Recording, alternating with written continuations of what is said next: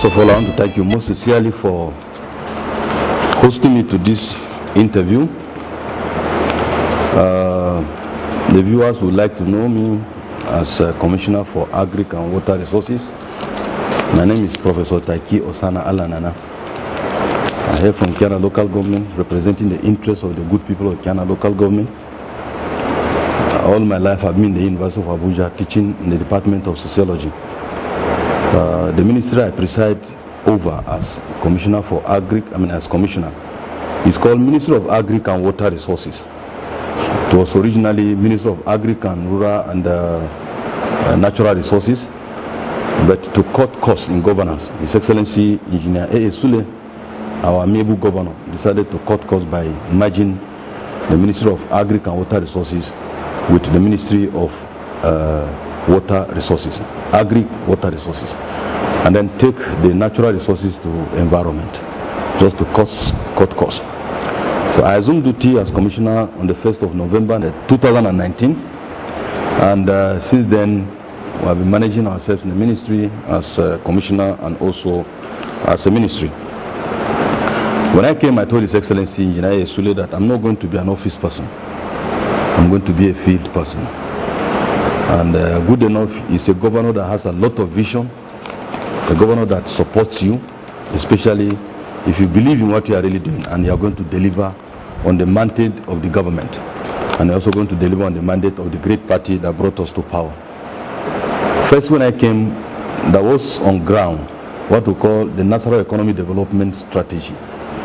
It's a strategic plan put in place by His Excellency for us as Commissioner to begin to implement our own policy or tease out our own policy statement within the framework of that NETS.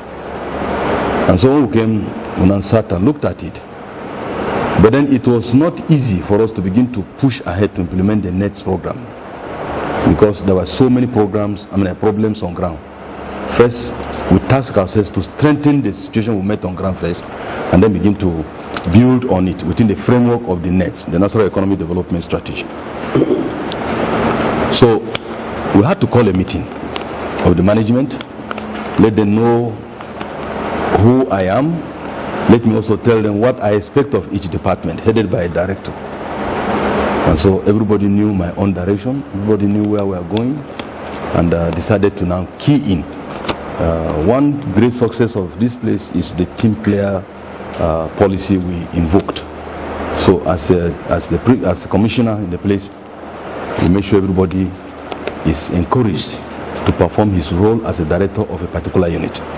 The ministry, it may interest you to know, has nearly 10 departments. It's recently we created the 10 departments. We have the Department of Administration, we have Finance, we have Livestock and Veterinary Service, we have Irrigation, we have Engineering, we have Marketing, and recently we created the Department of Animal Husbandry from the Department of Livestock and Veterinary Service. So each of these departments is headed by a director. So we move together as a team. When I came, I also encouraged us to begin to work by extending our hands of fellowship to other agencies and other departments. First of all, there's no way we could do it alone. We had to also rely on the shoulder of giants. We identify agencies that could support us. We identify institutions around that could support us, particularly contiguous institutes. The University of Kefi is there, Nasarawa State University Kefi, the Federal University Lafia, other College of Education is here, the Polytechnic is here, College of Agric is here. So we partner with them to attract a lot of experiences in order to move the ministry forward. Some of their students also come here to do practical with us, to do demonstration. We also have a fish department. It was dead before. When I came, we resuscitated it and then put it in place in such a way that students from the College of Education Akwanga, students from College of Agric Lafia here, as well as Polytechnic, will come to begin to do their practical and demonstration here. By the time the fish reach a certain level and we can no longer keep, we sell to the public. And this has been a monthly, a 6-monthly affair or quarterly affair within the year. And the governor is really impressed in what we are doing. We have also taken it up to ensure that Nasarawa State supplies water to all the rural communities. His Excellency graciously approved the movement, approved some funds, and will move round to nearly every local government in this state to be sure that water is supplied. We have surface water, we have groundwater. The surface water is the Mada water along Akwanga Kefi Road, the Nasarawa Wegon water walk, the Doma water, these are the surface water. And the groundwater, we looked at the boreholes. So most of them have been resuscitated, reactivated, and the people are really enjoying water. It's a record that because of what the ministry had done with the support of His Excellency Engineer A. Sule, most of these communities have come en masse to thank him and to appreciate him for what he had really done, particularly restoring water supply to most of the state. So we are collaborating with the Federal Ministry of Agric also, Abuja, and they have also supported us. There are so many government interventions that they are giving us. Recently, we have signed MOU with them for yam tuber production. That is what we call aeroponic yam seedlings.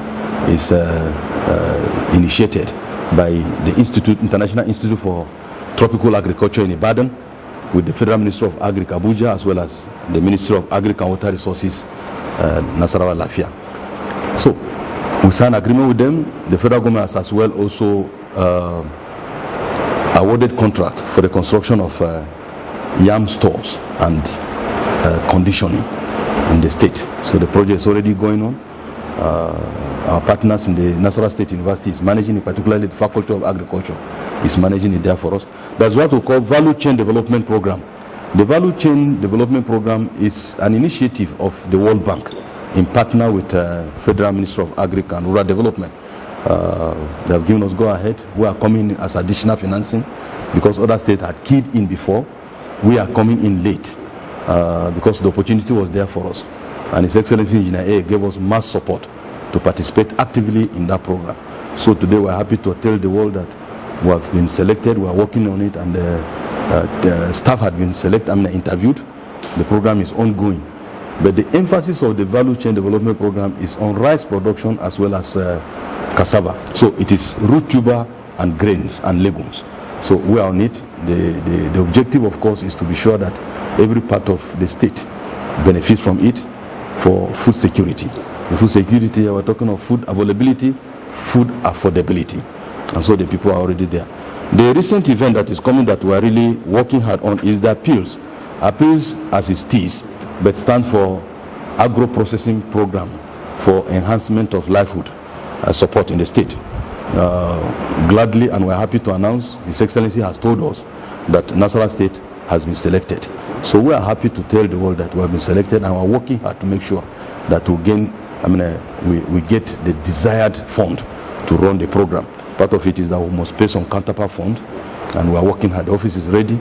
We are expecting some team to come from Abuja to look at what we are doing in order to release this fund. So these are a few things we are doing in the area of collaboration and sustainability of what we met on ground. When I came also, I told His Excellency that one challenge you will see in agriculture is our inability to give inputs to farmers, and very early too. And so he got our plans and supported our plans that inputs, particularly fertilizer and other agrochemical, should be distributed to farmers early before the set of rain. And in this state, we have never had it that way to support dry season farming. So we flag up the sale of fertilizer for dry season farming, and as well gave them some inputs. As soon as rain was coming, we wanted to also launch the rainy season cropping, or the cropping season, and by giving them fertilizer. Unfortunately, COVID-19 came, but then we said people should not begin to give fertilizer or expose people to the hazard of COVID-19. So we decided to hold on until May. We could have given this as early as March or April, but we had to hold on until the coast was clear for us to give our farmers inputs to go to farm. So we have been able to do this for dry season. We are able to also do this for the cropping season, the rainy season. So the farmers are very happy with us. We're expecting a bumper harvest. And by the grace of God, when these things come on board, we'll have a cause to rejoice. And also they will have a cause to appreciate government for all the support the government is giving them in the agricultural sector. So this is our modest contribution and modest achievement within this 1 year. Now, in the state, we have associations. We have All Nigerian Farmers Association, All Nigerian Farmers, AFAN they call it, All Nigerian Farmers Association. We also have RIFAN, Rice Farmers Association. We have Women in Agriculture. We have Horticulturists. We have Cotton Farmers Association. All these are different associations that we have in the agri sector. So what we did when we came, we invited them. In fact, some of them on their own came to pay us a courtesy visit. And so when they come, they tell us their problem. And when they come, we also tell them our problem. And then we synergize. We assure them we are going to synergize. And we are going to also move the ministry as well as agri sector together. And this is one strategy we put in place that really gave us this edge, some of our counterparts or our colleagues in other states. So they come around, they give us advice, we accept. We also give them advice. And like I say, most time when they come, I assure them that our doors are wide open. We are not people that shut people out.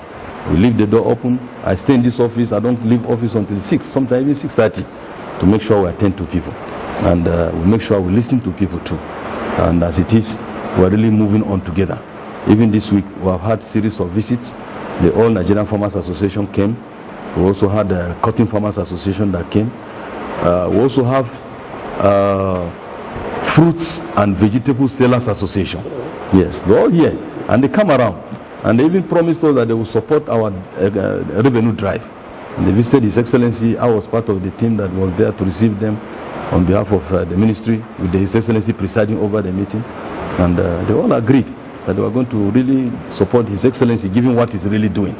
And we are working together. We have all their list of the farmers, every sector, Fruit and Vegetable Association, Fish Farmers Association, Cotton Farmers Association. We all have this. So they come around and we'll be meeting with them and we'll put our reports together and then move to His Excellency to tell him that, look, within this week we have been able to meet with people like this. This is what they're suggesting. This is our recommendation. And of course, he's willing to listen to us, willing to also approve what is within our budget and within our ability. We are also partnering with the Income. It's based in Ibadan. They came around, we are also partnering with them. So recently we have fixed a meeting with them. They came. We are also going to have a training workshop with them. You know, they want to train our people in modern technology. They have history of producing local machines for planting rice, particularly for harrowing, for harvesting, like that. So we see them as a very ready partners for our farmers. And the technology is very cheap, very straightforward. So they came around, we discussed with them, we said, okay, fine, how do we expose our farmers to this thing or introduce our farmers to it? So I think in the next, by 27th or so of this month, we are going to have a workshop with them where our farmers will be invited from different parts of the state to come and see what they can do, if they can buy, or we can support them to buy, and so on and so forth. First of all, let me still say this, that with due respect, I inherited a dead ministry. There was nothing here. I'm sorry to say it. But then when I came, we thank God, we thank Almighty Allah for giving us all the support that we began to drive the ministry. We injected new life into the ministry.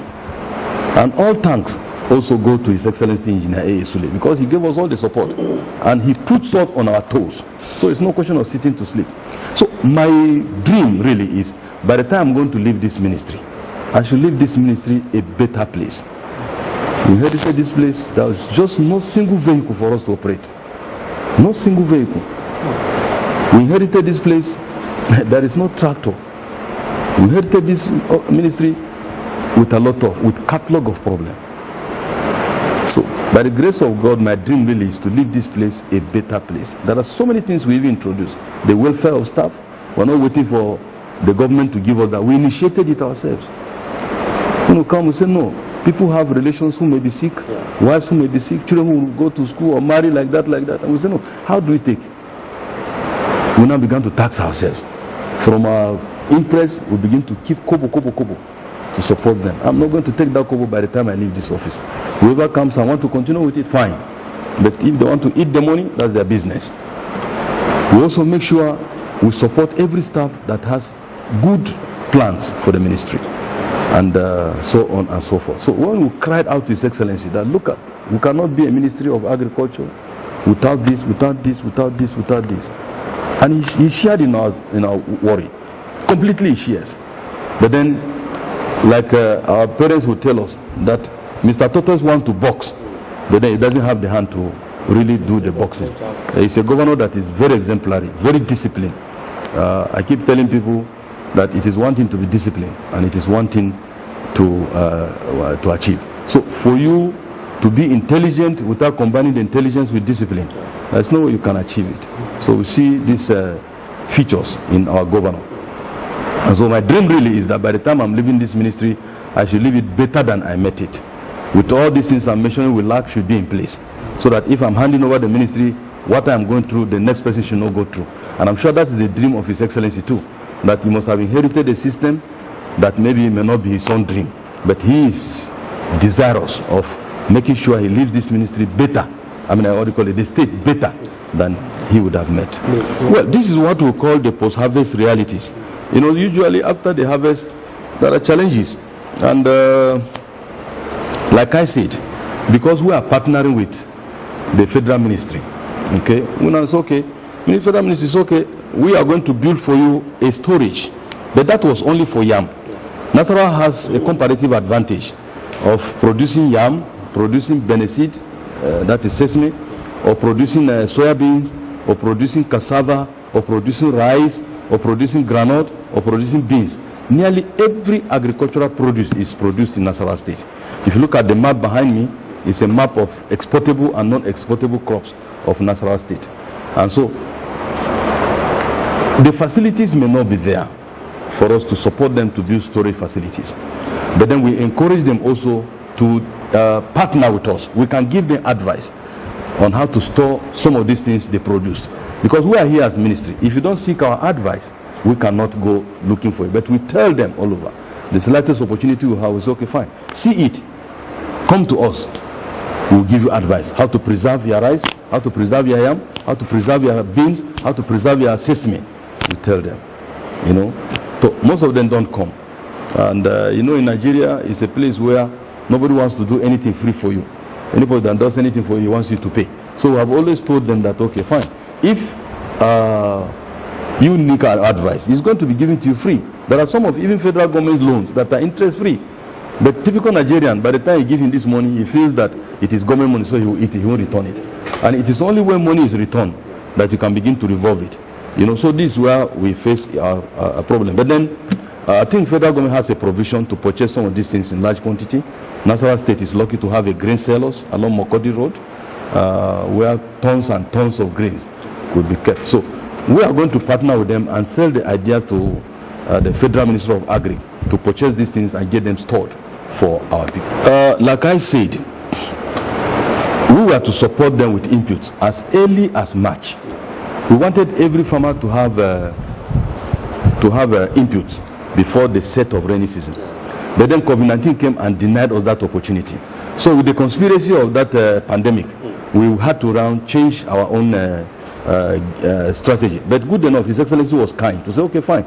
Since there was ease on lockdown, we should distribute the inputs. And we did that late April this year, before the rain really set in. So we had it. But we thank God too that the rain came on time. We also thank God that inputs got to them on time. But then the financial support that most of them could get in buying some of these inputs may not be there, because most of what was saved would have been engulfed or eaten or overwhelmed by the lockdown. We were also directly affected because the quantity of the inputs we gave was not what we had. While we want to purchase more, the COVID-19 denied us. The little money we had on ground was swallowed by COVID-19. But then we are giving God the glory. We are thanking God because the rain came on time and the rain is really good. And we are hoping there will be a bumper harvest, like I told you. And we are hoping that those things that we are not able to achieve within the rainy season, by the grace of God, in dry season, we will achieve it. Because we have the opportunity of both raining and dry season farming now. Unfortunately, it may not be everywhere that may have the opportunity of embarking on dry season farming because you need water, except areas that are within the river bank that can embark on this dry season farming. But for those who still want to go into it, we encourage them to seek borehole. So when they sink borehole, they cannot go into dry season farming because you need water also during dry season. But we are working hard to make sure we ameliorate or alleviate the sufferings of our people. Palliatives were distributed to ease the trouble, particularly those who saved and could not go into production on time. So a lot of palliatives were given. The federal government gave, the government of the state also gave, because the Excellency graciously approved the purchase of about 12 trailers and distributed to each of the local government that were distributed to the people to ease the pains of COVID-19. So these were the things we did and we will continue to do. Well, the purpose of banning this is to encourage us to be self-sufficient and self-reliant. Because we will get there. We're already getting there. Let me assure you. Number one, we have Dangote flour mills. We have flour mills of Nigeria, Nigerian flour mills, NFL. We also have the Dangote Sugar Company in Nigeria, in Nasarawa here. What do you call it? Sugar cane farming in Tunga here in Nasarawa State. We have Olams. Olams is a very big rice company where they have investment of over $30-something million. In Nasarawa here, they produce the rice, they process it, they call it the mama rice. They produce it. So when the import was not banned, they were losing. Now that the import is banned, they are really making a lot of sales. They've created job. They are also encouraging farmers because apart from they producing rice to process and sell, they also encourage outgrowers who supply them, with rice. So we have not heard of any complaint for now because we have enough companies producing rice for us. The farmers are also doing their own. If you go to Kano, we have a lot of companies now producing rice and packaging it for people. If you go to Kebbi, Brini Kebbi, we also have a lot of companies now producing rice and packaging them for Nigeria market. If you go to Ebonyi, so many of these states are also becoming self-sufficient in rice production. So the ban is to help the local farmers produce more and to make more money and to also improve on our own currency. Because when you import, it affects the value of your currency. But if you are self-sufficient, it improves on the value of your currency. So we don't import cassava. Nigeria is one of the largest or biggest cassava producers in the world. So we are becoming self-sufficient in that place. We are becoming big also in rice. We are also becoming big in sesame. So with the support of government in that direction, we are very optimistic that the country will really be self-sufficient. Amen.